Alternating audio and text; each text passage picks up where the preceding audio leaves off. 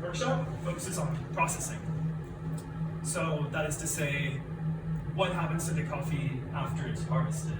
And that can have a really big influence on the final cup profile.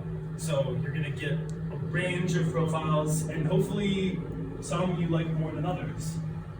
You don't have to be a super taster to get something out of this event, so there's not gonna be this pressure of you have to identify this one particular jasmine note or bergamot or whatever. But I more want you to just think about, how does it make you feel? Do you like it? Is it rough? Is it smooth? Is it juicy? Is it chocolatey? All those things.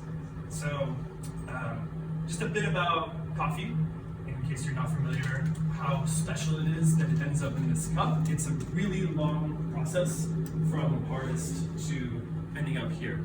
So coffee is grown on a plant that is native to Ethiopia. It's actually, this is the ground up roasted seed of a mostly red, sometimes yellow fruit. Most of the world hand harvests coffee, except for Brazil. That's a more mechanical harvested country, but usually it's people working on pretty steep hillsides, hand harvesting into baskets. They come and they weigh it, it's sorted, and then you have your process, right? So the traditional process is the washed or wet process, in which you will pulp the cherries. So cherries are dumped into a machine that squeezes out the slimy seeds, and then you have your fruit that comes out the other side. So that slimy seed is generally fermented, which is a simplified way of saying that it sits in a big tub and all these different microbes are doing their metabolisms to degrade the mucilage.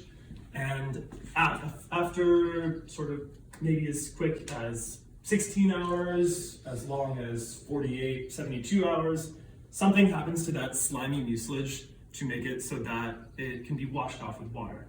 Hi, you can take a seat anywhere. Thanks for coming.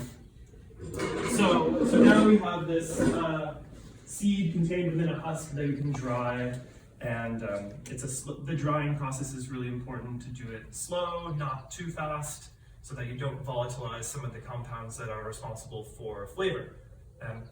So that's basically the wash process. That's going to be one of these coffees. The second the second major process is a natural process, in which you just harvest the cherries and dry them as is. So you're going to generally result in a lot fruitier, as you might imagine, like dry fruit, cup notes, a little lower acidity, which is the tingling sensation that you get on your tongue afterwards. Natural is the traditional way they do it in areas where they don't have a lot of access to water. So a lot of African coffees are naturally processed coffees. Nowadays that's changing, and people are doing things in places where they didn't used to do them. Everyone's trying to innovate and distinguish themselves amongst the huge group of producers. Those are the two original processes. And we also have one in the middle, which is the honey process. So now that we have a bit more sophisticated monitoring technology, you can actually pulp the coffee, but then let it dry with the mucilage on it. Back in the day, that used to be really risky and it would just mold, but now that we can control it better, maybe with fans or just better monitoring, that's sort of in between the natural and the washed cup profile. And then there's all this weird stuff. So two of these coffees are very, very experimental. One of them was a kombucha processed coffee. So meaning that they took a SCOBY of kombucha, that you use to make kombucha, and they just threw it into the tank of some washed coffee. And all of those different microbes are going to have some effect on the coffee. And so we'll just go over that together. And the last one is a carbonic maceration one, which is where you harvest the cherries, you put them into a sealed tank and flush out the oxygen, and that has some other effect.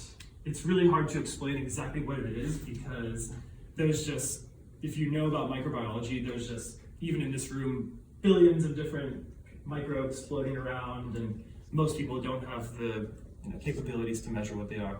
But it has some effect to make the coffee brighter fruit, I would say. A little generally lighter mouthfeel. We'll get into all that.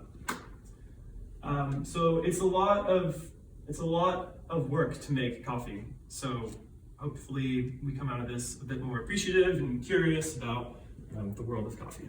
Does anybody have any questions before we get to actually evaluating the coffees?